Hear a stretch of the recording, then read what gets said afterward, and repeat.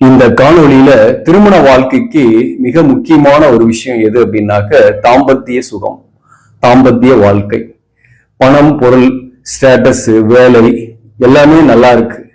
ஆனா தாம்பத்திய சுகம் இல்லை திருமண வாழ்க்கையில. கணவன் மனைவிக்குள் மகிழ்ச்சி இல்லை அப்படின்னா என்ன ஆகும்? திருமண வாழ்க்கை முறிவுகளும் பிரிவுகளும் ஏற்படும். பணம் இல்லை, ஸ்டேட்டஸ் இல்லை, சரியான வேலை இல்லை. ஆனா திருமண வாழ்க்கையில குறிப்பா தாம்பத்திய சுகம் இருக்கு, கணவன் மனைவிக்குள் மகிழ்ச்சியான அன்பு இருக்கு, ஒரு பிணைப்பு இருக்கு, ஒரு வசியம் இருக்கு அப்படின்னாக்க அந்த திருமண வாழ்க்கை முடியாது, போராடி ஜெயிக்கும்.